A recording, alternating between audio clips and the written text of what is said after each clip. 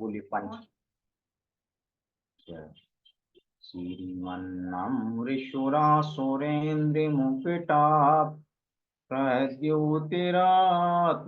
प्रभा भास्वत्यपादनिखेन्दिवा प्रवचनाम् देवाय साईनाम। ते सर्वे जिनसिद्धिशूरिनुकृतास्ते पाठिका सादिवा स्तोत्या योगी जनश्च पञ्चगुरवा कुर्वन्तु ते मंगलम्। बोले पंच परम श्री भगवान ने की जय।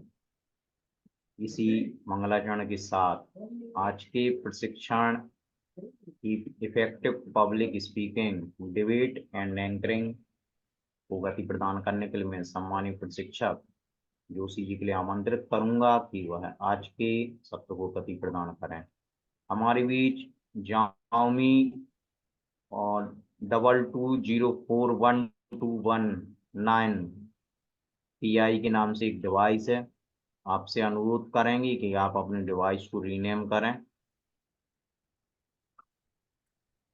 प्रियंका पटेरिया, कृष्णा रक्षा राय, अंकिता जी, आप अपने वीडियो को जरूर से ऑन करें।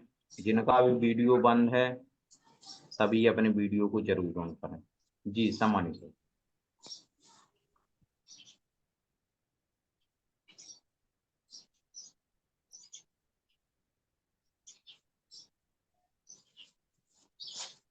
बहुत बहुत धन्यवाद। सबसे पहले तो माँ सरस्वती का नाम लेके शुरू करते हैं।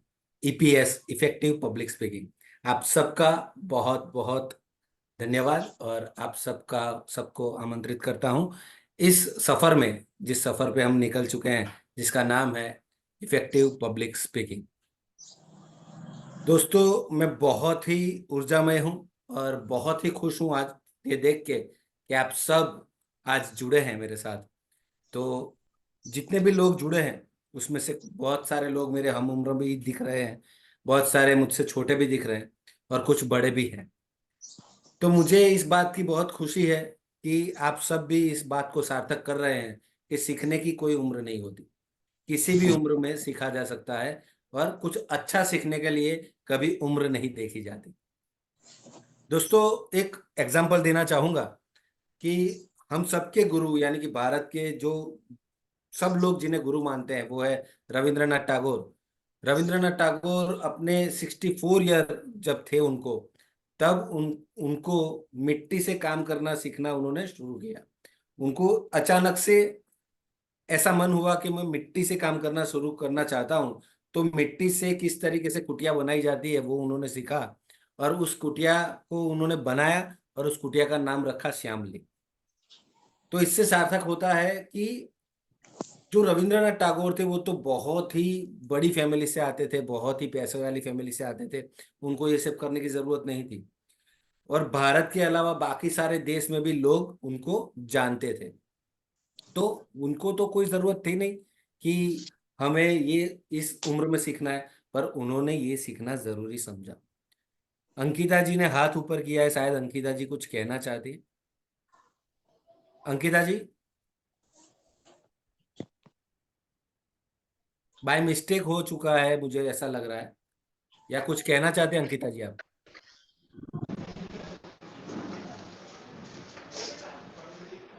हेलो अंकिता जी। जी हमें लगता है बाय मिस्टेक होगा। हाँ, बाय मिस्टेक हो गया है, कोई बात नहीं। जितने भी लोगों का अभी ऑडियो ऑन है वो अपने आप को म्यूट कर दे प्लीज। जब भी आपको बोलना होगा आप अनम्यूट करके बोल सकते हैं, ठीक है?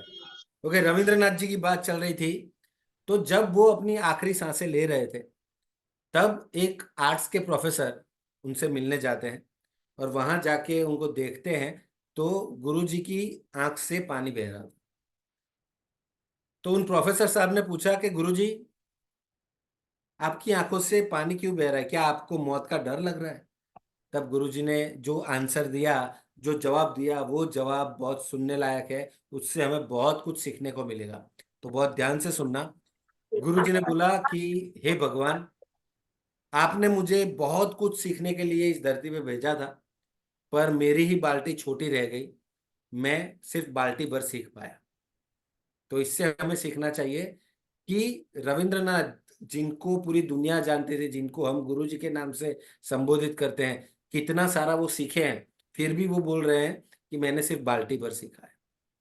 उसी तरीके से जेएसएस जो है, सॉरी सर, मैं 1 मिनट का समय लूंगा।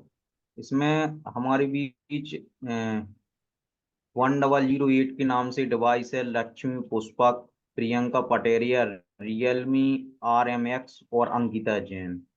इनके ऑडियो कनेक्ट नहीं है। यदि कोई इनके आसपास हो तो इनकी डिवाइस को रीनेम करें और इनका ऑडियो कनेक्ट जरूर कर दें, ताकि इन्हें जो हमारा ऑडियो कम्युनिकेशन है वो उनके साथ बना रहे।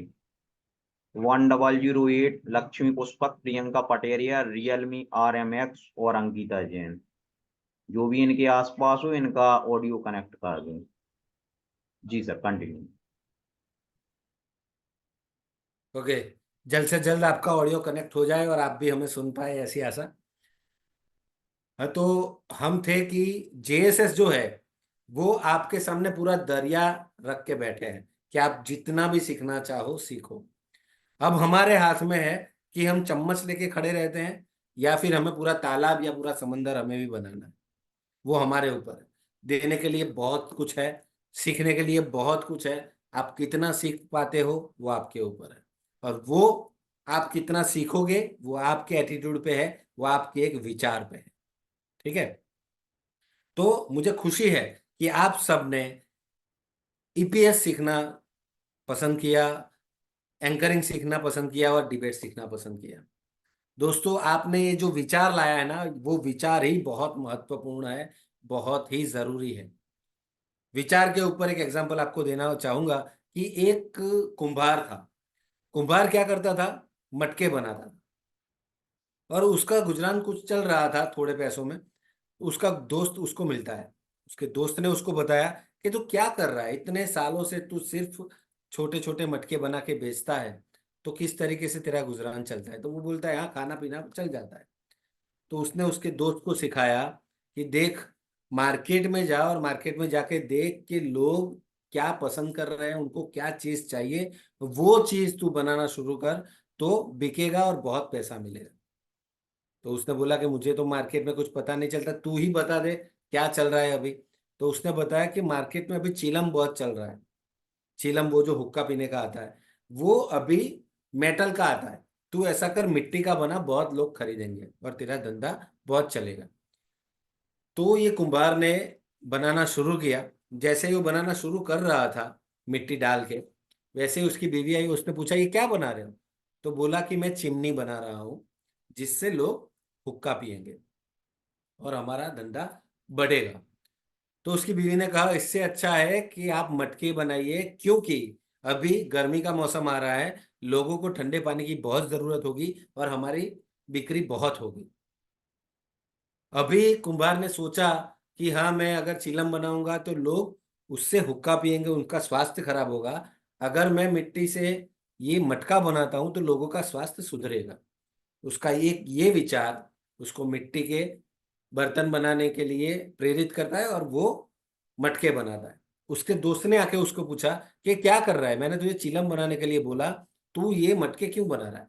तब कुंभार ने बोला कि मेरा विचार बदल गया। तब मिट्टी बोल पड़ी कि तेरा एक विचार जो बदला उससे मेरी पूरी जिंदगी बदल गई, क्योंकि अगर मैं चिमनी बन जाती तो हमेशा कोयलों के बीच रहती, सुलगते हुए कोयलों के बीच, और उससे क्या होता, मुझ में हमेशा गर्मी रहती, मैं जलती रहती और दूसरों को भी जलाती, उनका स्वास्थ्य खराब करती। पर अब जो कि मैं ये मटका बन रही हूं, तो मैं खुद भी शीतल रहूंगी, अंदर से ठंडी रहूंगी, लोगों को भी शीतल करूंगी और लोगों का स्वास्थ्य सुधारूंगी। तो एक विचार जो है वो बहुत महत्वपूर्ण है, और आप सबको इस सीखने का विचार आया, इसलिए आप सबको बहुत बहुत धन्यवाद। अब शुरू करते हैं अपना ये एक्सरसाइज। जैन शिक्षा समृद्धि, जिसने आपके लिए ये बहुत ही बेहतरीन मौका दिया है इस मौके को आपको दोनों हाथों से लेना है और इसका पूरा लाभ लेने के लिए आपको कुछ नहीं करना, सिर्फ जितने सेशन है सारे सेशंस अटेंड करने हैं और जो जो आपको यहाँ से होमवर्क दिया जाए वो किसी भी बहाना ना बना के, कोई प्रकार का बहाना ना बना के आपको वो काम करना है। अगर आपने बहाना बनाया तो आप सीख नहीं पाओगे। जिसके लिए आपको सीखना है, जो आपको सीखना है वो आप सीख नहीं पाओगे। कुछ लोगों का माइक अनम्यूट हो चुका है, आप प्लीज उसको म्यूट कर दीजिए तो हम आगे चल सकेंगे। Effective public speaking, what is effective public speaking? आप सब में से मुझे कौन बता पाएगा कि इफेक्टिव पब्लिक स्पीकिंग किसे कहते हैं? What is effective public speaking? जो भी बताना चाहे अपने आप को अनम्यूट करके बोल सकते हैं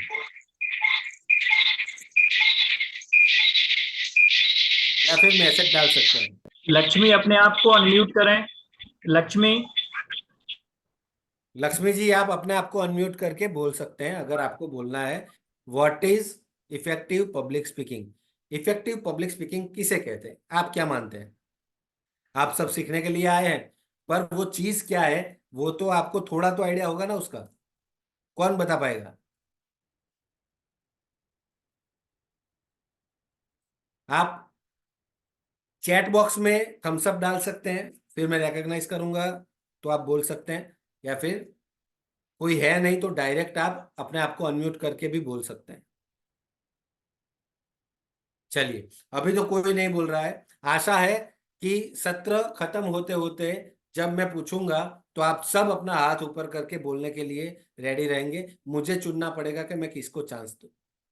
ठीक है? एक या एक से ज्यादा आदमी के साथ जब हम वार्तालाप करते हैं, जब हम बोलते हैं, तब उसे बोलते हैं पब्लिक स्पीकिंग। हमारे सामने एक लोग हो, 10 लोग हो, 100 लोग हो, 1000 हो, 50,000, 1 लाख लोग हो, उनके सामने जब हम हमारे विचार प्रकट करते हैं, कुछ बोलते हैं, कुछ समझाने की कोशिश करते हैं, तो उसे बोलते हैं पब्लिक स्पीकिंग। पर इफेक्टिव पब्लिक स्पीकिंग किसको कहते हैं? तो इफेक्टिव पब्लिक स्पीकिंग उसको कहते हैं कि हमें जो सामने वाले को समझाना है वो चीज जिस अर्थ में हम समझे हैं, जिस भावना में हम समझे हैं, उसी भावना में, उसी अर्थ में सामने वाले के दिल पे असर कर जाए, उस तरीके से अगर उसको सिखा पाए, उसको समझा पाए, तो उसको बोलते हैं इफेक्टिव पब्लिक स्पीकिंग। ठीक है? आपको पता है कि आपने देखा होगा कहीं शादी वगैरह में अगर आप जाते हैं, कोई फंक्शन में आप जाते हैं, तो हमारे जो पहचान वाले होते हैं ना उनके साथ हम खड़े रहते हैं, 1 2 लोग, 4 5 लोग अपना अपना झुंड बना के खड़े होते हैं। पर कोई एक व्यक्ति ऐसा आता है, जो आता है तो सब लोग उसको देखने लगते हैं और सब लोग उसके आसपास मंडराने लगते हैं और बहुत सारे लोग वहां जमा हो जाते हैं। क्यों? क्योंकि उसके अंदर कुछ खास है, वो बहुत ही अच्छा बोलता है, लोग उसे सुनने के लिए बेताब रहते हैं। तो अगर लोग सुनने के लिए बेताब रहेंगे तो उसका मतलब ये रहा कि आप में कुछ खास है। तो आप भी अगर ऐसा बनना चाहते हो तो जब भी यहां से मैं मौका दूं कि आप बोलिए, तो आपको वो मौका तुरंत पकड़ लेना है और बोलने की शुरुआत करनी है। जितना जल्दी आप बोलने की शुरुआत करेंगे उतना जल्दी इफेक्टिव पब्लिक स्पीकिंग सीखेंगे। क्योंकि ये कोई ऐसा सत्र नहीं है, कोई ऐसा सेमिनार नहीं है कि सिर्फ मैं बोलूंगा और आप लोग सुनोगे। मुझे आप लोगों को भी सुनना है, आपकी आवाज भी सुननी है, जिससे मुझे पता चले कि आपकी आवाज एक अच्छे वक्ता बनने के लायक है या नहीं, और अगर नहीं है तो किस तरीके से आपकी आवाज को खोला जाए, किस तरीके से आप अच्छे से अच्छा बोल पाए, वो सारी जिम्मेदारी मेरी है। तो मुझे सुनना भी पड़ेगा ना कि आपकी आवाज कैसी है। ठीक है? चलिए, तो ये तो हो गया इफेक्टिव पब्लिक स्पीकिंग किसे कहते हैं। अब आगे बढ़ते हैं।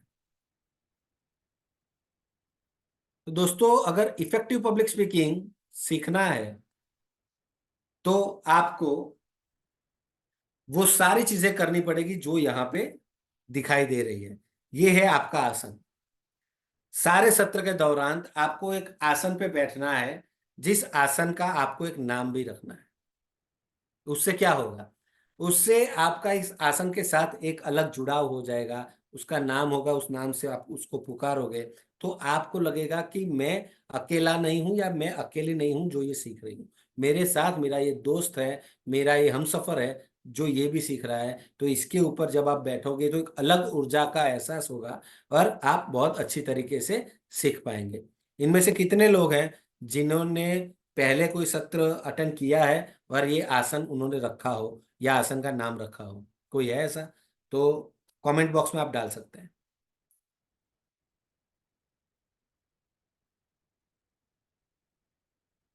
ये तो दिख रहा है ना आपको, स्क्रीन शेयरिंग किया हुआ है, आसन दिख रहा है ना? अनम्यूट करके हाँ बोल सकते हैं या फिर कमेंट बॉक्स में डाल सकते हैं। आकृति जी ने आकृति लिखा है, प्रियंका जी ने हाम हामना लिखा है, उसका अर्थ मैं नहीं समझ पाया, हाँ या ना? चलिए, तो ये आसन बहुत जरूरी है जिन लोगों ने नहीं रखा है। हमने, ओके, बहुत बहुत धन्यवाद प्रियंका जी कि आपने रखा है ना। तो जितने लोगों ने नहीं रखा, आप सब एक आसन रखिए, उसका एक नाम रखिए, उसके साथ वार्तालाप कीजिए और हर रोज जब भी ये सेशन अटेंड करने के लिए आप बैठेंगे उसी आसन पे बैठेंगे तो बहुत मजा आएगा, एक आत्मीयता आपकी बन जाएगी उसके साथ। ओके, मैंने 2 वीडियो भेजे थे आपको, बहुत सारे लोगों ने देखे होंगे। अभी आपको बोलना है कि उस 2 वीडियो में आपने क्या सीखा। मैंने वीडियो के नीचे लिखा भी था कि आपको वीडियो देखना है और आपका जो नजरिया है इन दोनों वीडियो के बारे में वो आपको हमें सत्र के दौरान बताना है। चलिए, कौन बताएगा पहले? सबको बताना है बारी बारी से। सबसे पहले कौन बताएगा? जल्दी जल्दी फटाफट। नमस्ते सर। नमस्ते मेघा जी, बहुत बहुत धन्यवाद कि आपने शुरुआत की और आपका सादर आमंत्रित है। आप बताइए दोनों वीडियो में आपने क्या देखा, क्या सीखा? सर पहली वीडियो जो थी वो हिंदी के ऊपर थी, हिंदी सब्जेक्ट के ऊपर, जो कि हिंदी को राष्ट्रभाषा बनाने है जो, तो उसके बारे में थी कि उसको कैसे बचाएं, उसके क्या उद्देश्य हैं, उसका यूज, उसके बारे में थी सर, हिंदी भाषा के बारे में थी। और दूसरी वीडियो जो थी वो थी कि मतलब पब्लिक में कैसे बोले, उसमें मतलब उसके अंतर्गत 5 नियम बताए थे कि जो मतलब मन में आते हैं, जो डर आते हैं मन में, और उसको बोलना, उसको क्लियर कैसे करें, ये सब चीजें। सही है, बहुत बहुत धन्यवाद मेघा जी। आपने ये बताया कि उसमें क्या बताया गया था, पर आपको अभी जो भी बोले ना उनको ये बताना है कि उसमें से हमने क्या सीखा। ठीक है, चलिए, कौन बताएगा? सर नमस्ते सर। नमस्ते अनुराधा जी, सादर आमंत्रित हैं आप, प्लीज बताइए। हिंदी भाषा हमारी मातृभाषा है जो भारत में सबसे ज्यादा बोली जाती है। और यहाँ के साथ साथ जापान के एक व्यक्ति थे जिनका नाम था है कोहे, जिनको हिंदी भाषा बहुत पसंद थी और वो सीखते भी हैं और उनको मतलब उसका प्रयोग करते हैं। उसको तो मतलब जापान में रहने के बावजूद भी वह अपनी भाषा न सीखकर हिंदी भाषा का प्रयोग करते हैं। इसलिए हमें भी अपनी मातृभाषा का उपयोग करना चाहिए और ज्यादा से ज्यादा उसका अच्छे से उपयोग करना चाहिए। फिर सेकंड जो आप था वो एंकरिंग के ऊपर था कि पहला पॉइंट उसमें था कि जो थिंक कंक्वायर, मतलब हमें एक विजेता की तरह सोचना चाहिए। हमें ये नहीं सोचना चाहिए कि लोग क्या सोच रहे हैं हमारे बारे में, या हमें ये नहीं डरना चाहिए कि लोग हमारे बारे में क्या सोचेंगे या क्या कहेंगे। हमें अपनी अंतरात्मा से बोलना चाहिए और गलत होगा तो भी हमें कोशिश करना चाहिए बोलने की। फिर इसके बाद विजुअलाइज सक्सेस, मतलब इस मतलब हमें ऐसी बोलना चाहिए जिसको सुनकर लोग ताली बजाए। मन में थोड़ा उत्साह लाना चाहिए जिसमें हमें बोलने में शक्ति मिले कि हम अच्छे से बोल पाए। बहुत बहुत धन्यवाद अनुराधा जी। आप सबको तो सुनाई दे रहा है पर मुझे लगता है अंकिता जैन जी को और रियलमी RMX 3762 डिवाइस है, उन दोनों को आवाज नहीं आ रही है, बाकी सबको आ रही है। ओके, तो यहाँ से तो कोई तकलीफ नहीं है। अंकिता जी, आपके डिवाइस में ही कोई प्रॉब्लम हो सकता है, क्योंकि यहाँ से मैं इसका तो कुछ नहीं कर सकता क्योंकि दूसरे सबको आवाज आ रही है। तो आप देखिए वहाँ पे आपके वॉल्यूम जो होगा वो शायद कम होगा, आप उसको कुछ कर सकते हैं तो देखिए, या फिर अपने आजू बाजू में देखिए, अगर किसी को ये जूम चलाना आता हो तो उसको दिखाएंगे तो वो करके देंगे। ठीक है। सर शायद उनकी मोबाइल में कोई प्रॉब्लम है, इस वजह से ऑडियो कनेक्ट नहीं हो पा रहा है। हाँ, मुझे भी ऐसा ही लग रहा है। चलिए हम आगे बढ़ते हैं। और कौन बताएगा? जैसे मेघा जी और अनुराधा जी ने बताया उस तरीके से और कौन बता पाएगा? नमस्ते सर। नमस्ते आकृति जी, बहुत बहुत धन्यवाद आपका। बोलिए बोलिए। सबसे पहली वीडियो में हिंदी के बारे में बताया था, हिंदी दिवस। तो उसमें ये बताया गया था, मैंने जो समझा कि हमें इंग्लिश के लिए, मतलब उसमें एक लड़की थी तो सभी ने इंग्लिश में नाम लिखे थे, लेकिन उस लड़की ने ओनली हिंदी में नाम लिखा था, तो उसका अलग से दिखाई दे रहा था कि हिंदी में नाम लिखा, तो मतलब उसको सब लोग फोकस कर रहे थे कि इन्होंने हिंदी में नाम लिखा, मतलब कोई मतलब इंग्लिश से हिंदी में किया, मतलब हट के काम किया है। और दूसरा बताया था डर, मतलब स्पीकिंग, मतलब स्टेज पे जाने पर डर लगता है, मतलब डर के लिए 5 बताए थे। एक मतलब जैसे विजेता बनना, मतलब विजेता की तरह सोच रखेंगे कि विजेता बनेंगे तभी हम आगे जा पाएंगे, अगर हम डर के जाएंगे आगे तो हम कभी नहीं जा पाएंगे। Thank you sir. बहुत बढ़िया आकृति जी। जो मैं निकलवाना चाहता था वो अभी थोड़ा थोड़ा निकल रहा है। और कौन बताना चाहेगा? मैं बहुत खुश हूं कि आप लोग बढ़ चढ़ के हिस्सा ले रहे हैं। 3 लोगों ने बहुत ही बेहतरीन जवाब दिए हैं। और कौन बताना चाहेगा? हमारे इतने सारे शिक्षक मित्र हैं, प्लीज आप लोग भी हिस्सा लीजिए इसमें। नमस्ते सर। नमस्ते अभिलाषा जी। सर, पहली वाली वीडियो में हिंदी भाषा के बारे में बताया गया था कि हिंदी भाषा हमारे जीवन में कितनी महत्वपूर्ण है। हम वैसे तो बहुत सारी भाषाओं का प्रयोग करते हैं, लेकिन जो हमारी मातृभाषा होती है वो हमारे जीवन में सबसे ज्यादा जरूरी होती है। हमें कभी भी यानी किसी दूसरी भाषा की नकल नहीं करनी चाहिए, हमें हमें हमारी भाषा ही सबसे ज्यादा महत्वपूर्ण होती है।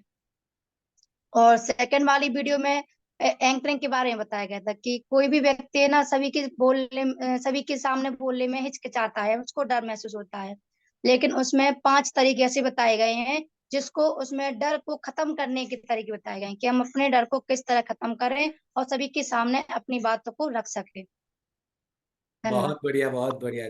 बहुत बहुत धन्यवाद आपका। और कौन बोलेगा? नमस्ते सर। नमस्ते अनामिका जी, सादर आमंत्रित हैं आप। सर पहली वीडियो में हिंदी के बारे में था। जो हिंदी एक ऐसी भाषा है, हमारा जो भारत देश है वो विभिन्न संस्कृतियों वाला देश है, और विभिन्न संस्कृति के लोग भारत में निवास करते हैं। उनकी अलग अलग भाषा है, लेकिन हिंदी एक ऐसी भाषा है जो सबको जोड़े रखी है, इसलिए हमें हिंदी भाषा का प्रयोग करना चाहिए। बहुत बढ़िया। और दूसरी वीडियो में था कि पब्लिक स्पीकिंग, हमें यदि किसी के सामने बोलना है तो अपने ऊपर विश्वास रखना चाहिए कि हम बोल सकते हैं। यदि ये नहीं सोचना चाहिए कि सामने वाला क्या बोल रहा है या क्या सोचेगा हमारे बारे में, हम ये बोल रहे हैं तो। बहुत बढ़िया। बहुत बहुत धन्यवाद अनामिका जी। हाँ, तो इन 5 लोगों को आज चांस मिला है। बाकी के लोग दूसरा जो चांस मिले उसको आप ग्रैब कर लेना, ठीक है। चलिए, मैं जो समझाना चाहता था वो ये है, जो आकृति जी ने भी बोला कि जब वो हिंदी का वीडियो है, उसमें जब हिंदी के ऊपर ही एक प्रोग्राम था जिसमें सब लोग आ रहे थे, पर रजिस्ट्रार के पास जो रजिस्ट्रेशन कर रहे थे वो सारे लोग इंग्लिश में कर रहे थे। तो ऐश्वर्या जी वहां पे पहुंचते हैं और उन्होंने हिंदी में अपना परिचय लिखा। तो वो जो रिसेप्शन पे बैठा था, उन्होंने उनकी तरफ देखा, तब ऐश्वर्या जी ने उनको बोला कि मुझे हिंदी आती है। मतलब आपके दिल में अगर हिंदी के लिए अलग जगह है तो आप अपने लिए एक अलग जगह बना सकते हैं, क्योंकि सारे लोग हिंदी के कार्यक्रम में आके इंग्लिश में लिख रहे थे। तो झुंड से अलग होके अगर हमने हिंदी को पकड़ के रखा है तो लोगों की नजर में हम कुछ अलग हैं। और जिस लड़की का वीडियो था जो इतने आत्मविश्वास से बोल रही थी, वो क्यों बोल रही थी?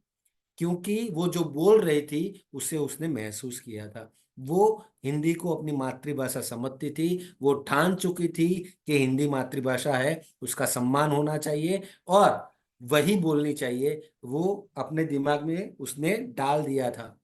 इसलिए वो इतना कॉन्फिडेंस से बोल रही थी। तो इसके इसके बारे में अगर हम सुनते हैं तो हम ये सोचने पे मजबूर हो जाते हैं कि अगर हमें किसी विषय के बारे में बोलना है तो सबसे पहले हमें खुद को आत्मविश्वास होना चाहिए कि हम जो बोलने वाले हैं वो क्या मानते भी हैं।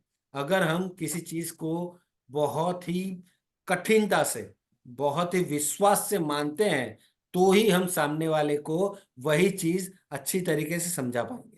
अगर नहीं मानते हैं, हम खुद नहीं मानते हैं जिस चीज को, उस चीज को हम सामने वाले को इतनी गहन तरीके से नहीं समझा पाएंगे। समझ रहे हैं?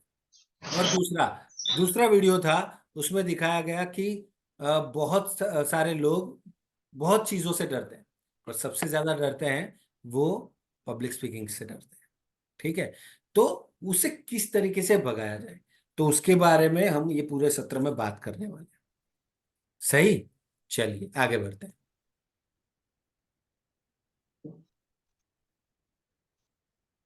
ये एक महत्वपूर्ण सूचना है, ये हमें मालूम होना ही चाहिए और इसका हमें पालन करना है, पूरा सत्र हमारा खत्म ना हो तब तक। ठीक है, सबसे पहले तो सभी सहभागियों का शुरुआत से लेकर अंत तक वीडियो ऑन ही रहना चाहिए। किसी को भी अपना वीडियो ऑफ नहीं करना है। क्यों?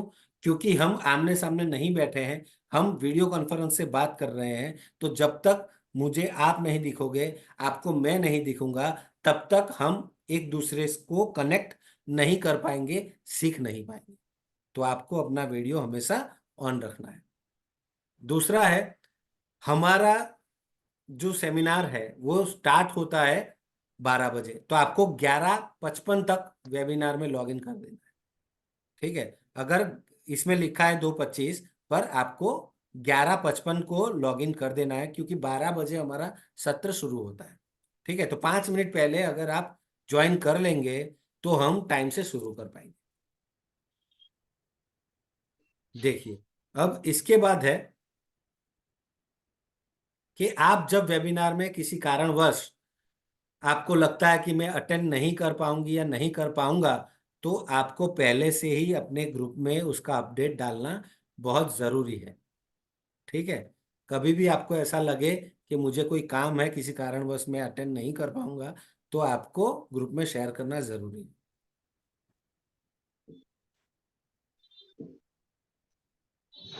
वेबिनार को बीच में छोड़ना नहीं है, ये हमारी नैतिक जिम्मेदारी है। एक बार वेबिनार में हम आ गए, कोई भी काम हो आ जाए, आपको इसको बीच में कभी छोड़ना नहीं है। कोई भी मैसेज या नियत कार्य जो आपको लिखना है वो आप हिंदी में ही टाइप करें, और अपने ग्रुप में भी आपको कोई क्वेश्चन डालना है वो हिंदी में ही आप डालें। कोई भी जानकारी आपको देनी हो या लेनी हो, आप ग्रुप में ही डालेंगे, क्योंकि आप जो जानकारी देना चाहते हैं या लेना चाहते हैं, हो सकता है दूसरे लोग भी उससे लाभान्वित हो। तो आप सीधा मुझसे मैसेज करेंगे, मैं आपको जवाब दूंगा, तो क्या होगा, सिर्फ आप अकेले लाभान्वित होंगे। पर अगर आपने ग्रुप में डाला और मैं ग्रुप में ही जवाब डालूंगा तो सब लोगों को पता चल जाएगा। ठीक है, उसी तरीके से हमें काम करना है। सभी सहभागियों को अपना फीडबैक देना बहुत आवश्यक है। जो भी सेशन समाप्त होगा उसके बाद नीरज जी आपको एक फीडबैक फॉर्म भेजेंगे, तो आपको पूरा फीडबैक फॉर्म फिलअप करना है। ठीक है, जो फीडबैक फॉर्म से हमें पता चलता है कि आप किस तरीके से सीख रहे हैं, आपको और क्या सीखने में मजा आ रहा है, आपको आपके पीछे हमें क्या क्या मेहनत और करनी पड़ेगी, ये सब कुछ हमें तब पता चलेगा जब आप अपना फीडबैक फॉर्म फिलअप करके देंगे। ओके, तो अब स्टार्ट करते हैं, पब्लिक स्पीकिंग क्या है। हमने पहले भी बात की कि एक आदमी, 10 आदमी, 100 आदमी, लाख आदमी के सामने जब आप अपनी कोई चीज रखते हैं जो बड़ी ही ठोस तरीके से रखते हैं, बड़े ही आत्मविश्वास से रखते हैं, आप जिस अर्थ में, जिस भावना में समझे हैं उस बात को, उसी अर्थ में और उसी भावना में अगर सामने वाले को आप समझा सकते हैं तो उसे बोलते हैं पब्लिक स्पीकिंग। ठीक है, चलिए, तो अभी बात करेंगे कि पब्लिक स्पीकिंग के फायदे क्या क्या है। हम तो भारत के लोग हैं, फायदे के बगैर तो कुछ करते ही नहीं है, सही है। तो अगर हमें फायदा कहाँ मिल रहा है वो हमें पता होगा तो हम बहुत अच्छी तरीके से काम कर पाएंगे। तो सबसे पहले तो है आत्मविश्वास, सेल्फ कॉन्फिडेंस। आप पब्लिक स्पीकर बनते हैं, पब्लिक स्पीकिंग सीखते हैं, तो सबसे पहले आपके आत्मविश्वास में बहुत ही ज्यादा बढ़ोतरी हो जाएगी। पहले आप बोल नहीं पाते थे, यानी बोलना तो सबको आता है, पर दोस्तों के सामने बोल पाते हैं हम, हमारी फैमिली के सामने बोल पाते हैं, पर बहुत सारे लोगों का एक ग्रुप हो, उसके सामने अगर किसी चीज के बारे में बोलना हो तो लोग बोल नहीं पाते। ठीक है, तो वो जो बोल नहीं पाते क्यों? क्योंकि आत्मविश्वास की कमी होती है। वो आत्मविश्वास हम आपका बढ़ाएंगे। यहाँ पे आपका आत्मविश्वास इतना बढ़ जाएगा कि कितनी भी संख्या में ऑडियंस हो, आप बहुत ही बेहतरीन तरीके से बोल पाएंगे। तो सबसे पहला तो है आत्मविश्वास बढ़ना। आपने देखा होगा हमारे सेमिनार में ही सबसे पहले जब मैंने बोलने के लिए बोला कि व्हाट इज पब्लिक स्पीकिंग, तब कोई नहीं बोल रहा था। ठीक है, फिर धीरे धीरे हम आगे बढ़े। आगे बढ़ने के बाद मैंने बोला कि 2 वीडियो जो भेजे थे उसमें आपने क्या सीखा, तो 5 लोग बोले। तो जो 5 लोग बोले हैं उनका आत्मविश्वास अभी ऑलरेडी बढ़ चुका है। अगर उनमें से किसी को भी मैं अगर अभी भी कुछ बोलने को बोलूं तो वो तुरंत बोल पाएंगे। क्यों? क्योंकि आत्मविश्वास उनका बढ़ चुका है। जो लोग नहीं बोले हैं उनको बोलने में अभी थोड़ी हिचक हो रही है, पर वो भी लोग पार्टिसिपेट करना शुरू करेंगे, बोलना शुरू करेंगे, तो उनका भी आत्मविश्वास बढ़ जाएगा। ठीक है, दूसरा है आश्वस्त करने का कौशल। आश्वस्त करने का कौशल यानी क्या?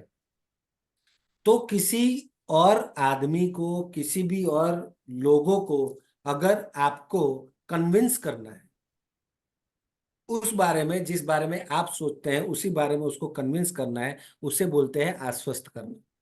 सेल्स वाले बंदे जो होते हैं, जो कोई चीज बेचते हैं, ठीक है, तो जो सेल्स में होते हैं ना, वो लोग सेवाएं भी बेचते हैं, कोई प्रोडक्ट्स भी बेचते हैं, या फिर कोई चीज, ऐसी चीज जो इलेक्ट्रॉनिक चीज है, ऐसी कोई हार्ड चीज, वो भी बेचते हैं।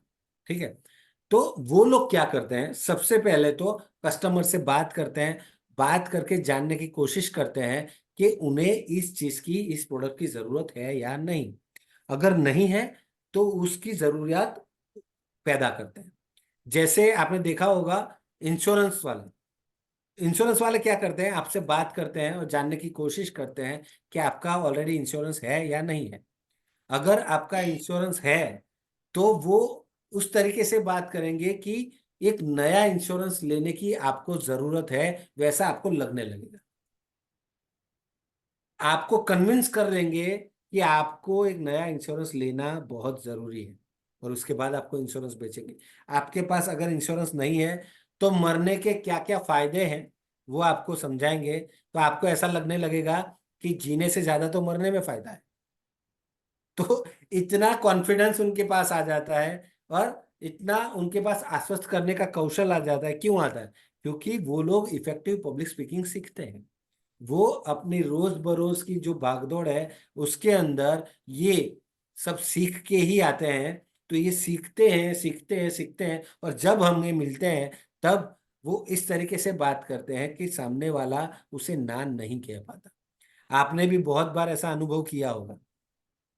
कोई भी सेल्समैन होता है, कोई भी चीज बेचे, वो फिर मोबाइल बेचने वाला हो, टीवी बेचने वाला हो, फ्रिज बेचने वाला हो, साड़ियाँ ड्रेस बेचने वाला हो, चप्पल बेचने वाला हो, इंश्योरेंस बेचने वाला हो, कोई भी चीज बेचने वाला हो, उसको जब हमें ना बोलना होता है तो बहुत मुश्किल से हम ना बोलते हैं। ना बोलने में भी हमको शर्म आती है। क्यों? क्योंकि उसने इस तरीके से अपनी बात को रखा है कि हमें हाँ बोलने पे मजबूर कर देता है। तो उसे बोलते हैं आश्वस्त करने का तरीका। तीसरा है अवसर। तो अवसर दुनिया के सभी लोगों को हर बार नहीं मिलता है। बोलने का अवसर बहुत कम लोगों को मिलता है। तो अगर आपने सीखा हुआ होगा इफेक्टिव पब्लिक स्पीकिंग, तो आपको बहुत सारे अवसर मिलेंगे। जैसे कि आप अपनी फैमिली में अवसर मिलेगा बोलने के लिए, अपने फ्रेंड्स के लिए उसके सामने बोलने का अवसर बहुत मिलेगा आपको। और आप तो शिक्षक हैं, तो आप सबको एक आशीर्वाद मिला है भगवान का कि एवरीडे आपको एक नया ऑडियंस मिलता है। एवरीडे आपके सामने एक ऑडियंस है जो है आपके विद्यार्थीगण, ठीक है। तो आपको तो एक ऑडियंस रोज मिलता है, आपको रोज अवसर मिलता है बोलने का, तो आप बोलते रहिए, प्रैक्टिस करते रहिए। जितना ज्यादा बोलेंगे उतना आत्मविश्वास बढ़ेगा, उतना आश्वस्त करने का कौशल आप में बढ़ेगा, और अवसर आपको मिलते ही जाएंगे। और हमारे सत्र में भी आपको हमेशा अवसर मिलते जाएंगे, हर रोज आपको अवसर मिलते जाएंगे। जिस अवसर को आपको ग्रैब कर लेना है, और अवसर को बोलते हैं अपॉर्चुनिटी, इस अपॉर्चुनिटी को ग्रैब कर लेना है और ज्यादा से ज्यादा बोलने का कार्य करना है, ठीक है। और चौथा है एक अलग पहचान। तो एक अलग पहचान आपको बाय डिफॉल्ट मिलेगी। अगर 100 लोग हैं, उसमें से आपको चुना गया है कि आपको बोलना है, तो एक आपकी अलग पहचान होगी। आपके स्कूल में मान लो 25 शिक्षक हैं, पर अगर कोई प्रोग्राम है, उसमें कुछ बोलना है, तो सबसे पहले आपको अप्रोच किया जाता है। उसका मतलब है कि आपकी एक अलग पहचान है, ठीक है। जैसे मैंने पहले बात की थी कि किसी पार्टी में गए, किसी अवसर पे गए, जहां पे तीन चार लोग खड़े हैं, पर कोई एक अलग बंदा आता है, तो सब लोग उनके आजू बाजू आ जाते हैं, उनसे बात करने लगते हैं। तो क्यों? वो एक अलग पहचान, वैसी ही पहचान आप भी बना पाएंगे, ठीक है। चलिए दोस्तों, आगे मैं एक बात करना चाहूंगा कि मान लो आप लोग शिक्षक नहीं है और एक इंजीनियर है, ऑटोमोबाइल इंजीनियर, ठीक है। ऑटोमोबाइल इंजीनियर अगर आप हैं, और आप सबने मिलकर एक ऐसी कार बनाई है, जो कार 300 की स्पीड से चल सकती है। कितने की? 300 की स्पीड से, ठीक है। और रोड भी बहुत अच्छा है, इतना अच्छा रोड है कि जिसके ऊपर आप कार चलाएंगे, उस वक्त अगर कार के बोनेट पे एक ग्लास रखा है जिसके अंदर पानी है, तो पानी की एक बूंद नीचे नहीं गिरेगी। उस तरीके की आपने कार बनाई है, और रास्ता भी उस तरीके का है। और वो कार आपने लॉन्च की, और उसको चलाने के लिए एक बंदे ने गाड़ी के अंदर बैठा और स्टार्ट किया और चलाना शुरू किया। वो बंदा उस कार को 50 की स्पीड से चला रहा है। क्या अनुभव होगा आपको? कौन बता पाएगा? आपने वो कार बनाई है जो बहुत अच्छे रोड पे चल रही है, 300 की स्पीड से चल सके वैसी कार है, उसे वो बंदा 50 की स्पीड से चला रहा है। आपने बनाई है वो कार। आपके मन के अंदर क्या भावनाएं उत्पन्न हो रही है, क्या फीलिंग आएगी आपको? कौन बता पाएगा? हेलो। आप बोलना ना चाहे तो कमेंट बॉक्स में भी डाल सकते हैं कि क्या फील करेंगे आप। कमेंट बॉक्स में डाल सकते हैं। हेलो। चलिए मैं ही बता देता हूँ। अ, नमस्ते सर। नमस्ते दीपक जी, बहुत बहुत धन्यवाद। बोलिए बोलिए, क्या सर फील मैं करेंगे सर? हाँ सर, मैं ऐसा फील करूंगा कि मतलब जिस उद्देश्य से मैंने उस कार्ड को बनाया है, तो सामने वाला उस उद्देश्य को पूरा कर ही नहीं रहा है। तो मुझे मन में थोड़ा सा मतलब गिल्ट महसूस होगा कि मेरी जो मेहनत है उस पर पानी चढ़ गया है। बहुत बढ़िया, इस बहुत पर बढ़िया। जो मैं निकालना चाहता था वही आप बोले हैं दीपक जी। बहुत बहुत धन्यवाद आपका। कि थैंक आप यू ये सर। सोचेंगे कि मैंने ये कार को बनाया है 300 की स्पीड पे चलने के लिए, कितनी मेहनत मैंने लगाई है। हम सब ने मिलके हमारा दिमाग लगा के ये चीज बनाई है जो 300 की जी जी। स्पीड से जा सकती है, और ये बंदा उसको सिर्फ 50 की स्पीड से चला रहा है। तो भगवान ने हम सबको जो बनाया है,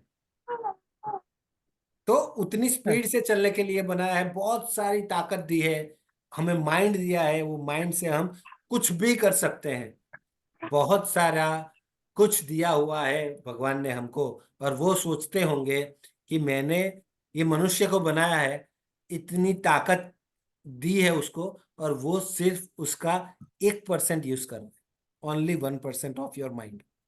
आप अपने दिमाग का सिर्फ 1% भी बहुत लोग यूज नहीं कर पाते। तो भगवान सोचते हैं कि मैंने इतना अच्छा आदमी बनाया था, ये कुछ नहीं कर रहा है, तो उनको कितना गुस्सा आ रहा होगा। जब आपने 300 की स्पीड से गाड़ी बनाई, वो 50 की स्पीड से चला रहा है, तो आपको गुस्सा आ रहा है।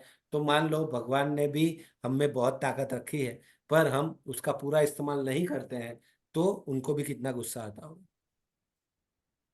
सोचिए कि अगर ये जो एक उंगली है हम ऊपर रखते हैं 5 मिनट तक, तो चलेगा। पर अगर हमने ये एक उंगली एक हफ्ते तक ऐसी की ऐसी रखनी है तो क्या रख पाएंगे? अगर ये उंगली मैंने एक हफ्ते तक ऐसी की ऐसी रखी तो क्या होगा? एक हफ्ते के बाद ये उंगली ऐसी ही रहेगी, फिर यूं मुड़ेगी नहीं। ठीक है।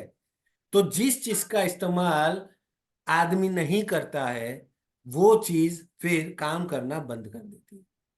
तो उसी तरीके से हमको दिमाग दिया गया है जिसका पूर्ण इस्तेमाल हमें करना है, ज्यादा से ज्यादा इस्तेमाल करना है। अगर उसका इस्तेमाल हम कम करते जाएंगे तो वो अपने आप को इतना महसूस नहीं कर पाएगा, हमारा दिमाग ही अपने आप को कम आंकने लगेगा और कम कार्य करेगा। तो इसके मुताबिक हमें ज्यादा काम करना है, दिमाग को ज्यादा चलाना है, ज्यादा एक्सरसाइज करनी है, माइंड एक्सरसाइज, जिससे हमारा दिमाग और ज्यादा काम करेगा, हम और ज्यादा कुछ सोच सकेंगे। हम सबको एक एक्टिविटी करना है अभी। आप सबके वीडियो ऑन है। आप सबको राइट हैंड जो आपका है वो ऊपर करना है। जल्दी कीजिए। राइट हैंड, कोई अपना लेफ्ट हैंड नहीं करेगा। अनामिका जी, राइट हैंड ओनली। ठीक है। Right hand Realme RMX 3762, right hand. आपने लेफ्ट किया है। चलिए, राइट हैंड जो है उसको फिर राइट की तरफ सीधा कर लीजिए। ठीक है। उसके बाद आपका हाथ ऐसा होगा, उसको एक उंगली ऐसे कर दीजिए और फिर पीछे की ओर जितना भी आप ले जा सके अपने हाथ को उतना ले जाने की कोशिश कीजिए। ले गए? चलिए, अब आप अपने हाथ को देखिए, वो उंगली जहां पे भी पॉइंट कर रही है, जिस भी दीवार पे, उस वहां पे अपने दिमाग से एक पॉइंट कर दीजिए। देखिए उंगली की तरफ, जहां पे भी वो पॉइंट आउट कर रही है ना, वहां पे आप अपने दिमाग से एक पॉइंट आप कर लीजिए। कर लिया? चलिए, सीधे हो जाए सब। अभी आपको वो याद रहेगा ना कहाँ पे पॉइंट किया था आपने। ठीक है। चलिए, आप सब अपनी आंखें बंद कीजिए।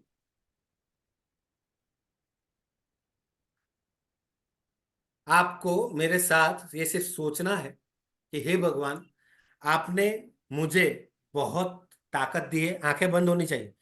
आपने मुझे बहुत ही ताकत दी है। उस ताकत का मैं पूर्ण उपयोग कर रहा हूं, पूर्ण उपयोग करने की कोशिश कर रहा हूं। आप मुझे मदद कीजिएगा। मुझे पता है मैं बहुत ही अच्छा कार्य कर सकता हूं या कर सकती हूं, पर मैं पूरा अपना 100% नहीं दे पा रही हूं।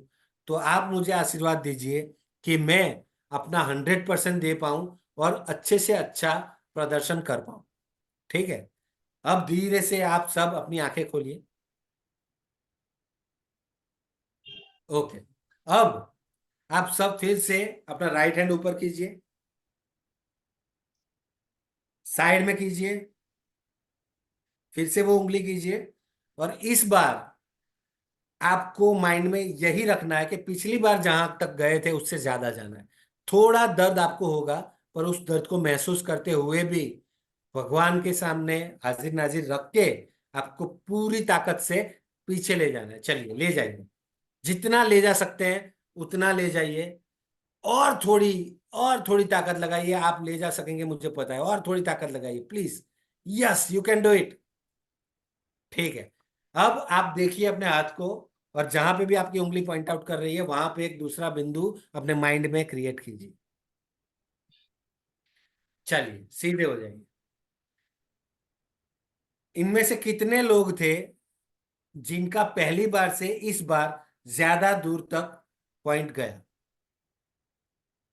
कमेंट बॉक्स में थम्स अप कीजिए। कमेंट बॉक्स में थम्स अप कीजिए प्लीज, क्योंकि मुझे सारे लोग नहीं दिख रहे। कमेंट बॉक्स में आप थम्स अप कीजिए, मुझे पता चलेगा। मेघा जी, आपका पॉइंट आउट आगे गया, बहुत बेहतरीन। आकृति जी, बहुत बहुत धन्यवाद। रियलमी, अनामिका जी, लक्ष्मी जी, कृष्णा जी, प्रांजल जी, खुशबू जी, यस यस यस यस, सब लोग। तो हम सब मानते हैं कि अगर हम किसी चीज को शिद्दत से करना चाहे तो बहुत ही आसानी से हम कर सकते हैं। पर होता क्या है, हम अपने आप को कैजुअल ले लेते हैं, हमारी शक्ति को हम बहुत कैजुअली बिहेव करते हैं, उसको समझ नहीं पाते हैं और कम कार्य करते हैं। आप सब मानते हैं कि अगर आप ठान ले तो किसी भी चीज में अगर 10% भी एक्स्ट्रा आप एफर्ट्स डाल दें तो जो अभी आप कार्य कर रहे हैं ना उससे 10% ज्यादा अच्छा कार्य कर सकेंगे। हाँ या ना? कमेंट बॉक्स में डालिए हाँ या ना। यस, सभी लोग सहमत है। तो आज से एक दूसरी चीज आपको करनी है कि आपको आज से ये ठान लेना है, ये वादा करना है कि जो भी कार्य करेंगे आप उसमें आप अपना एक एक्स फैक्टर डालेंगे, ज्यादा से ज्यादा कार्य करने की कोशिश करेंगे, अपना 100% डाल के जो भी कार्य आज तक कर रहे थे उससे 10% 20% ज्यादा रिजल्ट आए ऐसा कार्य करेंगे। सही है? चलिए, बहुत बहुत धन्यवाद। आगे बढ़ते हैं। ये है पब्लिक स्पीकिंग के फायदे।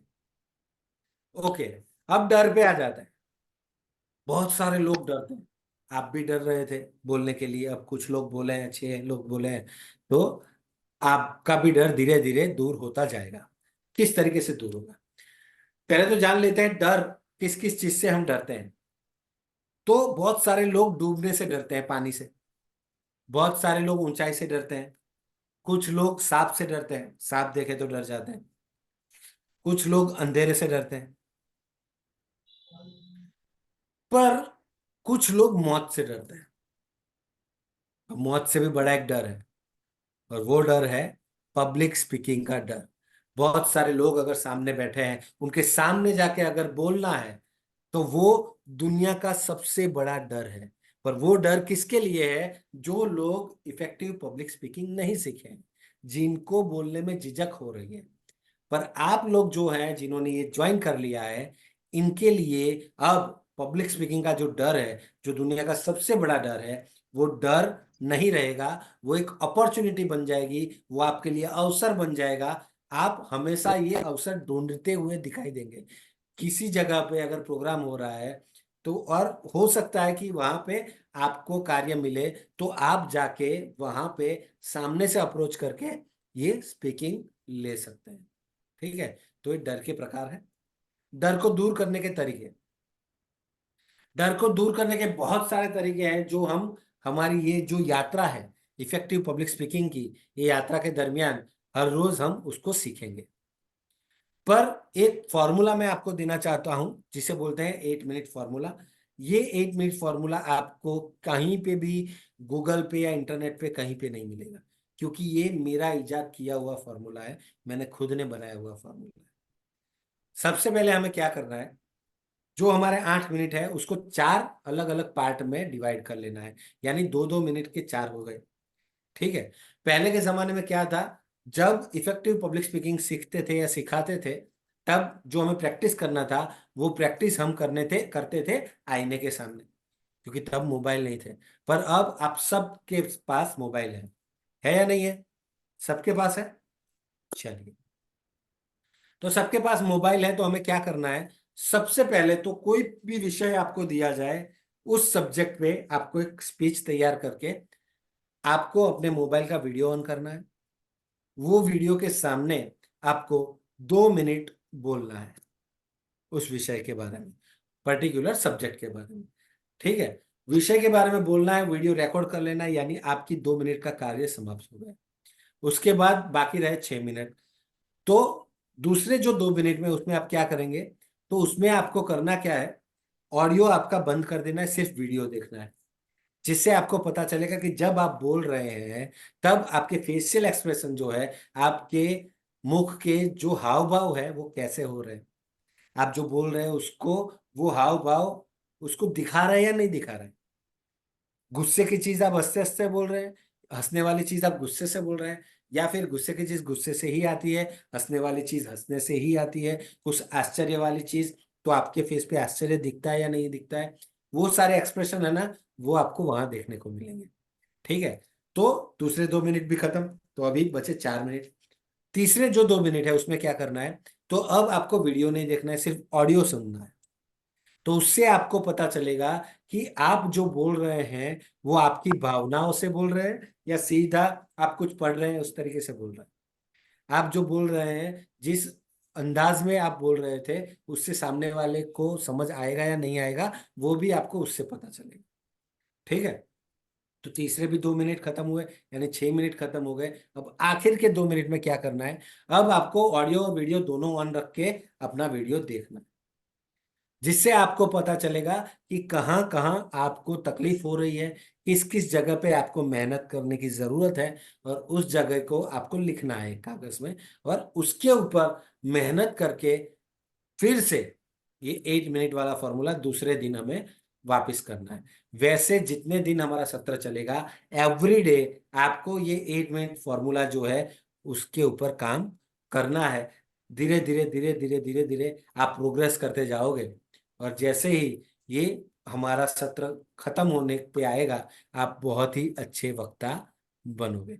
मैं आप सबको विश्वास दिलाना चाहता हूं कि आप एक बहुत ही बेहतरीन वक्ता बनने वाले हैं, अगर आपको जो भी यहाँ से कार्य दिया जाए, जो भी नियत कार्य दिया जाए, वो आप टाइम लिमिट के अंदर अगर उसको खत्म करेंगे, तो आप बहुत ही बड़े वक्ता बन सकते हैं। ठीक है, तो ये पब्लिक स्पीकिंग के डर के बारे में हमने बात की। और एक और बात मैं कहना चाहता हूं आपको, आप सब एपीजे अब्दुल कलाम जी के बारे में आपने सुना है? एपीजे अब्दुल कलाम जी जो थे, वो वैज्ञानिक बनने से पहले मिलिट्री में जाना चाहते थे।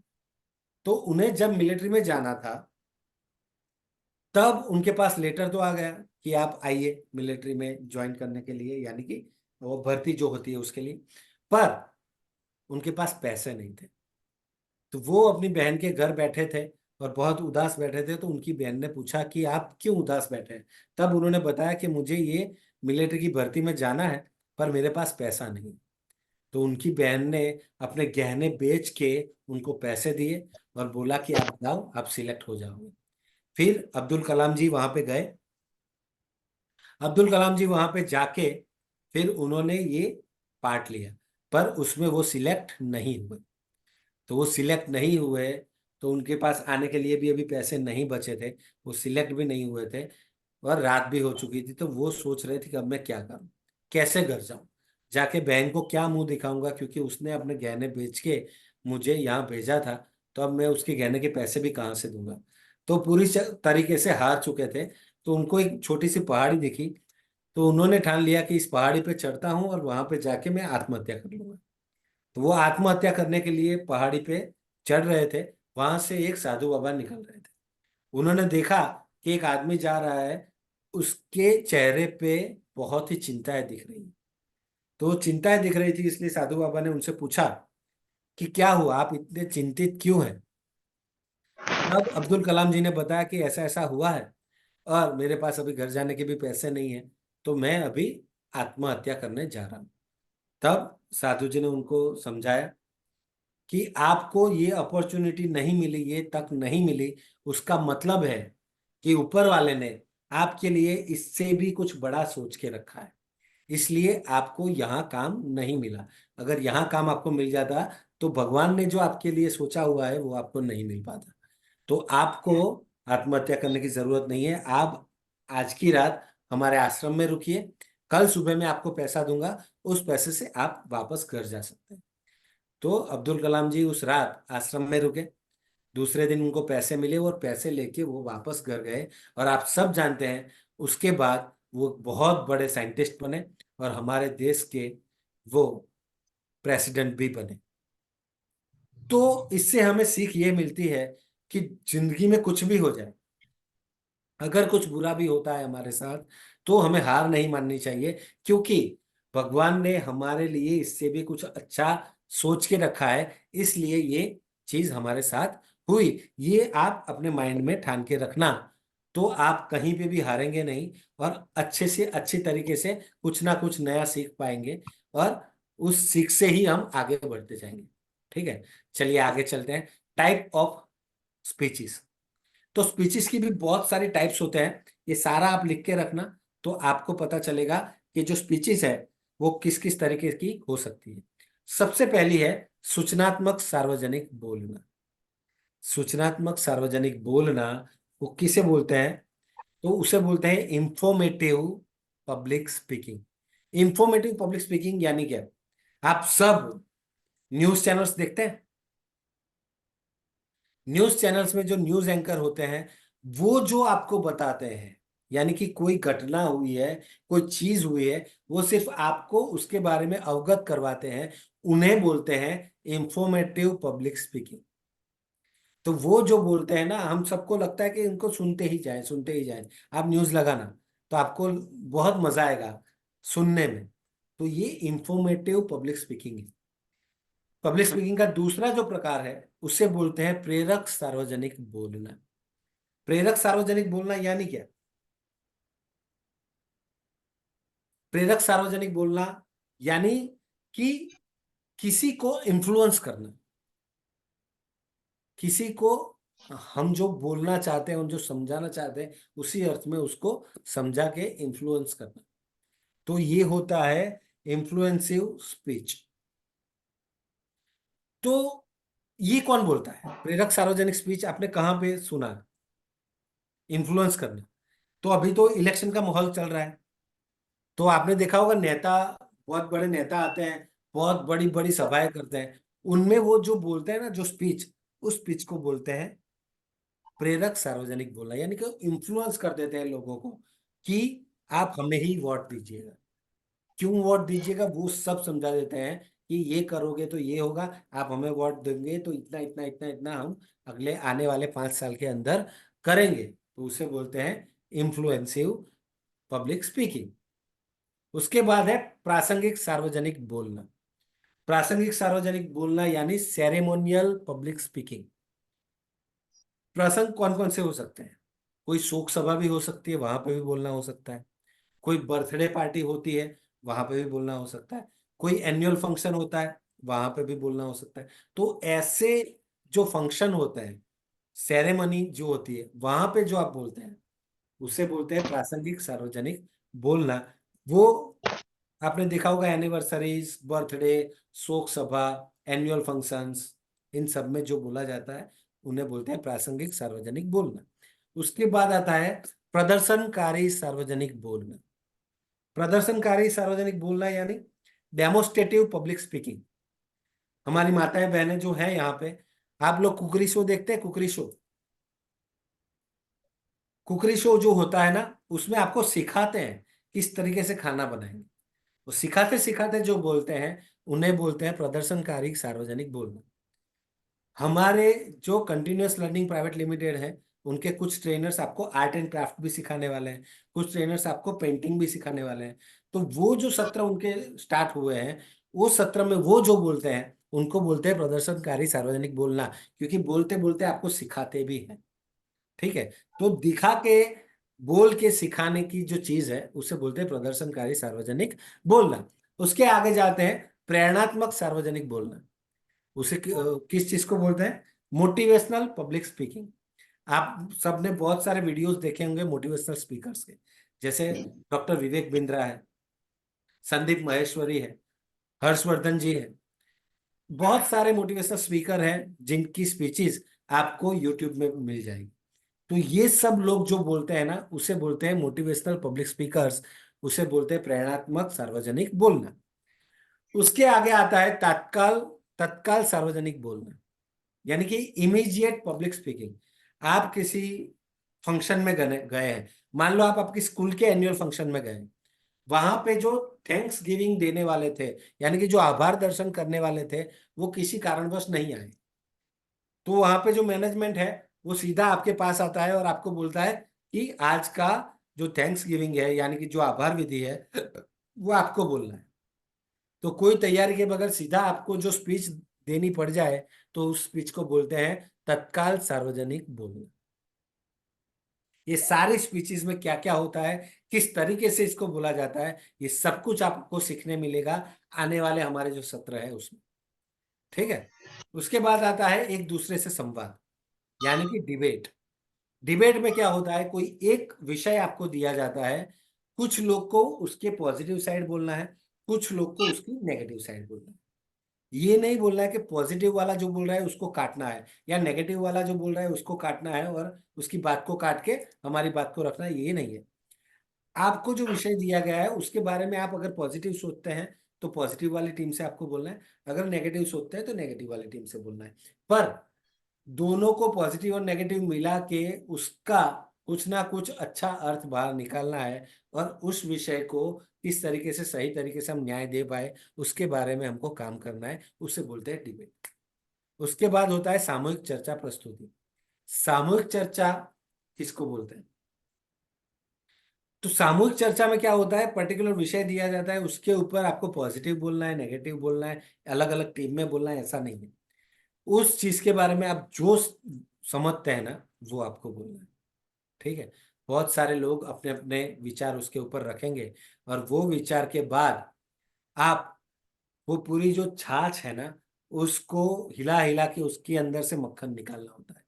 तो एक एक विषय के अंदर सामने सामने बात करके अपने अपने विचार रख के उसके बाद फाइनल जो कंक्लूजन आता है, वो कंक्लूजन जो आप देते हैं उसे बोलते हैं सामूहिक चर्चा, ठीक है। तो ये है टाइप ऑफ स्पीचेस। तो अब मैं बात कर रहा हूं विजुअलाइजेशन की। विजुअलाइजेशन किसको बोलते हैं?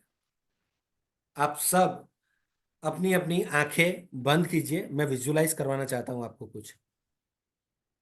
आप सबकी आंखें बंद है?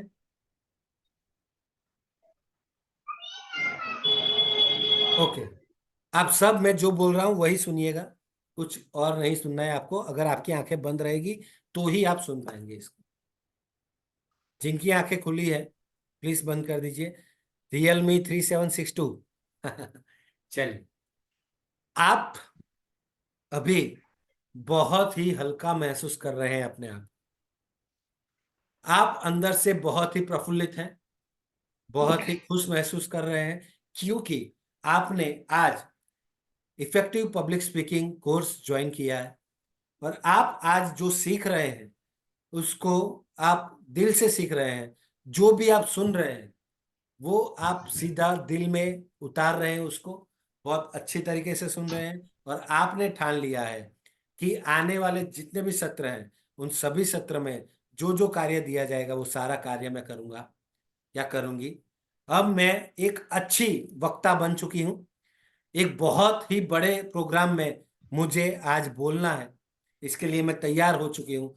बहुत ही बेहतरीन कपड़े मैंने पहने हुए हैं, बहुत ही अच्छी लग रही हूँ, लोग मुझे बहुत ही अच्छे नजरिए से देख रहे हैं। मैंने पूरी तैयारियां कर ली हैं।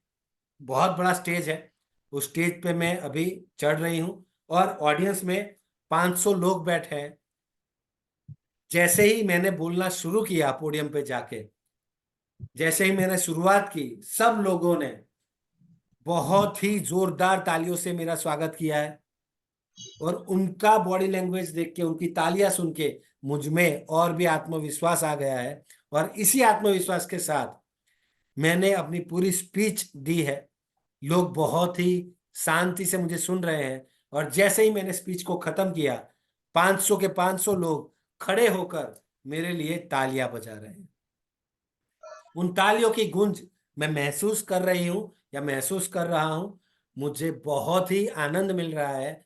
और सचमुच आज तक मैंने जो आनंद प्राप्त नहीं किया था वो आनंद आज मैं महसूस कर रहा हूं या मैं महसूस कर रही हूं। धन्यवाद। आप सब धीरे धीरे अपनी आंखें खोल सकते हैं। इनमें से कितने लोगों को ऑडियंस दिखाई दी? कमेंट बॉक्स में आप डालिए, थम्स अप डालिए कमेंट बॉक्स में। कितने लोगों ने फील किया कि ऑडियंस है और मैं उनके सामने अभी बोल रही हूं या बोल रहा हूं, और लोग मेरे लिए तालियां बजा रहे हैं? बहुत बढ़िया, बहुत बढ़िया। बहुत लोगों ने ये फील किया है। अगर कुछ लोगों ने फील नहीं किया है तो या तो उनकी आंखें खुली होंगी, या फिर आजू बाजू में उनकी आवाज हो रही होगी, या फिर आवाज भी नहीं हो रही है, आंखें भी बंद थी, तो फिर मेरी ही कुछ गलती होगी। आने वाले सत्र में मैं बहुत ही अच्छी तरीके से आपको विजुलाइज करवा पाऊंगा। उसके बाद रिलैक्स होना है। क्या होना है? रिलैक्स। जितना ज्यादा आप रिलैक्स होंगे उतना ज्यादा सीख पाएंगे, उतना ज्यादा अच्छी तरीके से बोल पाएंगे। तो आपको कभी भी टेंशन नहीं लेना है। जब भी आपको कोई विषय दिया जाए और बोलना हो आपको, तब आपको एकदम रिलैक्स होके बोलना है। अगर रिलैक्स होके बोलेंगे तो आपका माइंड जो है वो 3 गुना ज्यादा स्पीड से काम करता है। अगर आप पैनिक में है, चिंता में है, तो आपका दिमाग जो काम करता है उससे 3 गुना ज्यादा आपका दिमाग तब काम करता है जब आप रिलैक्स मोड में। ठीक है, चलिए। दूसरा, मैसेज मैटर करता है। मैसेज मैटर करता है यानी क्या? जो आप स्पीच बनाते हैं ना, किस विषय पे आपको ये स्पीच बनानी है वो बहुत जरूरी है। आपका ऑडियंस कौन है? अगर बच्चे हैं तो उनके सामने जो स्पीच बनाना है वो अलग होगी। अगर युवा हैं सारे तो उनके लिए स्पीच अलग होगी। अगर सारे मैनेजमेंट स्किल के लोग हैं तो उनके लिए स्पीच अलग होगी। अगर कोई वृद्धाश्रम में जाके आपको बोलना है तो उनके लिए भी स्पीच अलग होगी। तो आपको पता होना चाहिए कि आपकी ऑडियंस कौन सी है, तो और आप जो मैसेज देना चाहते हैं वो मैसेज उनके तक बराबर पहुंच रहा है या नहीं पहुंच रहा है, ये भी आपको मालूम होना चाहिए। तो मैसेज मैटर करता है। तो आपको ये मैसेज भी अपने जो स्पीच बना रहे हैं ना उसके अंदर होना बहुत जरूरी है। उसके बाद ऑर्गेनाइज्ड होना चाहिए। ऑर्गेनाइज किसको बोलते हैं? कि हमारी जब स्पीच बोलने के लिए हम जा रहे हैं तो पूरी तरीके से हमको ऑर्गेनाइज होना चाहिए, यानी कि हमारे बाल एकदम अच्छे तरीके से बने होने चाहिए। अगर वो नहीं होंगे तो हमारा कॉन्फिडेंस लो होगा, और कॉन्फिडेंस लो होगा, हमारा दिमाग सिर्फ यही सोचेगा कि यार बाल ठीक बनाया नहीं है, लोग देख रहे होंगे मैं कैसी लग रही हूँ या मैं कैसा लग रहा हूँ। ठीक है। दूसरा, आपने जो कपड़े पहने हैं वो एकदम अप्रोप्रिएट होने चाहिए, जिसे देख के लोगों के दिमाग में आपके लिए सम्मान पैदा हो। ठीक है। तो आपके कपड़े भी उतने ही बेहतरीन होने चाहिए, बाल बने हुए होने चाहिए। आप अगर जेंट्स हैं और आप क्लीन शेव रखते हैं तो क्लीन शेव एकदम होना चाहिए। अगर आप दाढ़ी मूछें रखते हैं तो वो ट्रिम होनी चाहिए, अच्छी तरीके से डिजाइनिंग में होनी चाहिए। ठीक है। और आपका स्क्रिप्ट पूरा तैयार होना चाहिए। स्क्रिप्ट किस तरीके से लिखा वो भी आपको सिखाया जाएगा। आपने जो जिस विषय पे बोलना है उस विषय के बारे में मैसेज मैटर्स करता है, तो मैसेज ठीक से लिखा या नहीं वो जरूरी है। तो ये सारी चीजें अगर ऑर्गेनाइज्ड होगी तो आपका आत्मविश्वास सातवें आसमान पे होगा, आप बहुत ही बेहतरीन तरीके से बोल पाएंगे। ठीक है। चेकलिस्ट एकदम तैयार होना चाहिए। चेकलिस्ट सुबह ही बना लो कि आज शाम को अगर प्रोग्राम है तो सुबह चेकलिस्ट होना चाहिए कि ये चीजें मेरे को चाहिए ही चाहिए और इतनी चीजें मुझे करनी है। तो वो चेकलिस्ट के मुताबिक अगर आपने सब कुछ ठीक कर लिया है, सब कुछ तैयार कर लिया है, तो आप बहुत ही बेहतरीन वक्ता बन पाएंगे। समझ रहे हैं? चलिए आगे बढ़ते हैं। ऐसी 3 बातें जो आपने आज सीखी और जिस पर आज आज से आप अमल करेंगे, जो आप अपने जीवन में उतारेंगे, ऐसी 3 चीजें आपको अभी बतानी नहीं है। सत्र के खत्म होने के बाद हमारे ग्रुप में आपको डालना है कि कौन सी 3 चीजें आप नई आज सीखे हमारे सत्र से, और आने वाले समय में आप अपने जीवन में उसका पूर्ण उपयोग करेंगे, जिससे आपको ज्यादा से ज्यादा फायदा होगा। ठीक है। ऐसी 3 चीजें आपको माइंड में रखनी है। ये आपको एक आईना दे रहा हूं। ठीक है। तो हमेशा आईने में देख के प्रैक्टिस कीजिए। जो मैंने 8 मिनट फॉर्मूला दिया है वो 8 मिनट फॉर्मूला के मुताबिक आपको काम करना है। आप में से कौन बता पाएगा कि दिन में हमारे पास कितने मिनट होते हैं? एक दिन में कितने मिनट होते हैं हमारे पास? कौन बता पाएगा? आप मुंह जबानी भी बता सकते हैं या फिर मैसेज बॉक्स में भी डाल सकते हैं। एक दिन में कितने मिनट होते हैं मेरे शिक्षक भाइयों बहनों? बताइए, एक दिन में कितने मिनट होते हैं?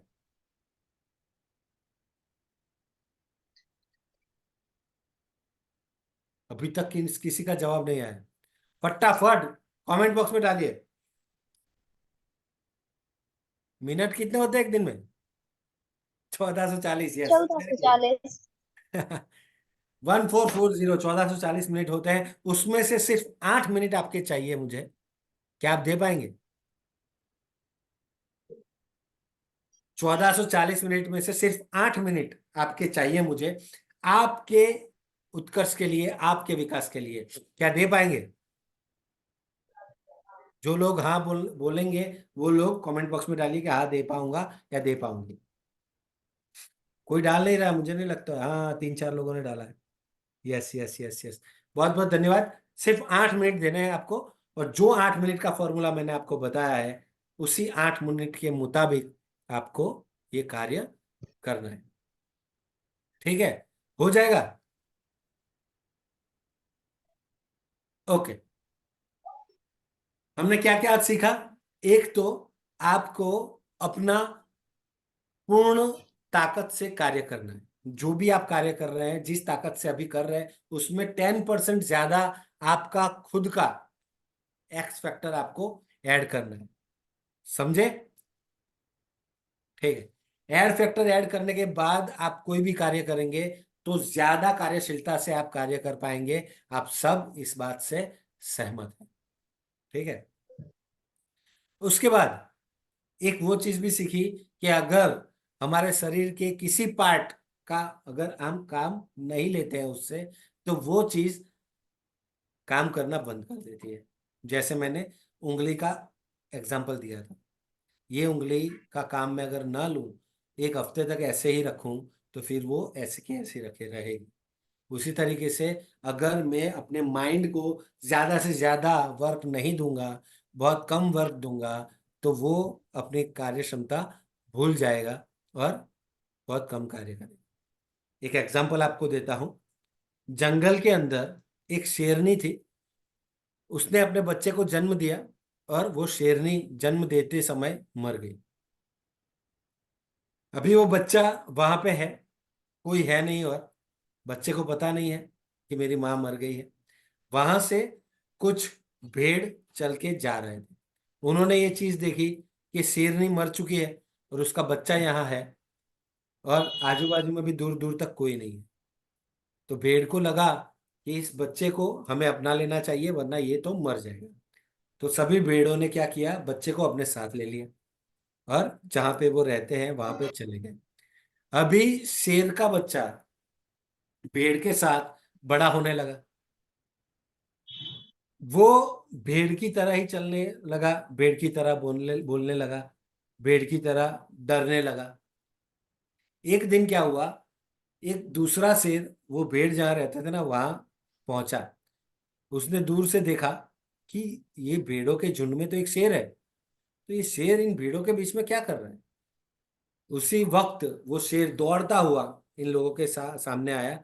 तो भेड़ ने देखा कि शेर आ रहा है, तो सारे भेड़ भाग गए डर के। तो उनके साथ साथ ये जो शेर का बच्चा था, जो अपने आप को भेड़ समझ रहा था, वो भी भागा। इस शेर ने बहुत दौड़ के उस शेर के बच्चे को पकड़ लिया और उससे पूछा कि क्या हुआ। तो वो बहुत डर रहा था, कांप रहा था। तो उसे बोला कि क्यों कांप रहे हो इतना। तो शेर का बच्चा बोला कि मुझे डर लग रहा है। शेर ने बोला किस बात का डर लग रहा है? कि आपका डर लग रहा है कि आप मुझे खा जाओगे। मैं आपको क्यों खा जाऊंगा, क्योंकि आप शेर हैं। तो उसने बोला तो तू क्या है? उसने बोला मैं तो भेड़ हूं। शेर ने बोला तू शेर है, तू भेड़ नहीं है। नहीं नहीं, मैं तो भेड़ ही हूं। तो शेर ने क्या किया, उसको गले से पकड़ के उसको ले गया तालाब के किनारे। एकदम शांत पानी था, उसके अंदर उसके प्रतिबिंब को दिखाया कि देख अपने आप को और मेरी तरफ देख, एकदम मेरे जैसा दिख रहा है नहीं दिख रहा है। उसने कहा हाँ दिख तो आपकी तरह रहा हूं। तो तू शेर है, तू भेड़ नहीं है। चल, एक बहुत ही बड़ी आवाज से चिल्ला के दिखा। तो वो तो भेड़ की तरह ही बोल रहा था धीरे धीरे से, पर धीरे धीरे उसका आत्मविश्वास बढ़ा और शेर की तरह उसने त्राड़ डाली, शेर की तरीके से गर्जना की। शेर गर्जना उसने जब भी की तो उसके अंदर का शेर जाग गया, और तभी उसको लगा कि मैं ये भेड़ के साथ रह रहा था, इसलिए भेड़ बन चुका था, जबकि था असल में मैं शेर। तो आप सब भी वैसे ही शेर हैं। आप सब भी बहुत ही बेहतरीन बोल सकते हैं। आप सबके अंदर भी कुछ ना कुछ ऐसी चीजें हैं जो आपको बहुत आगे तक ले जा सकती हैं, पर आपको अपनी शक्तियों के बारे में मालूम नहीं है। हमारा काम है आपकी शक्तियों के बारे में आपको बताना। आप शक्तियों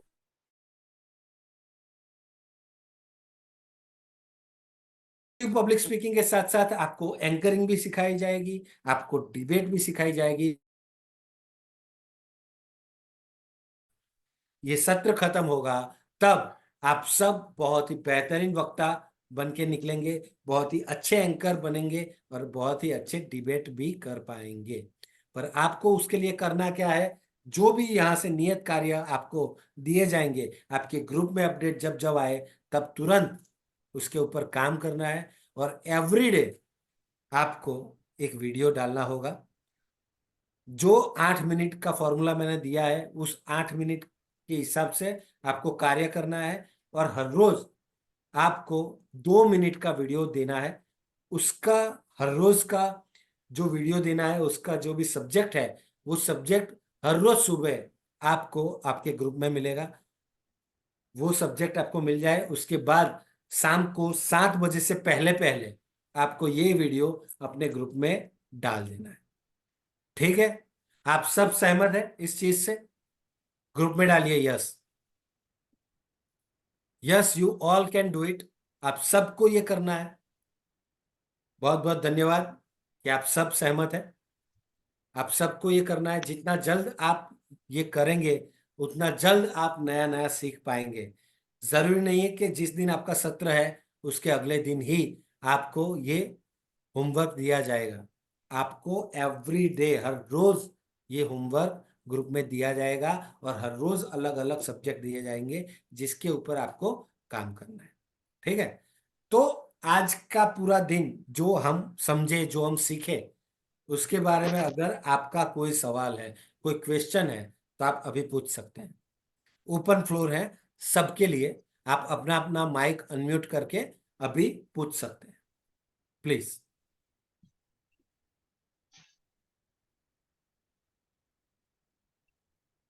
कौन पूछना चाहेगा?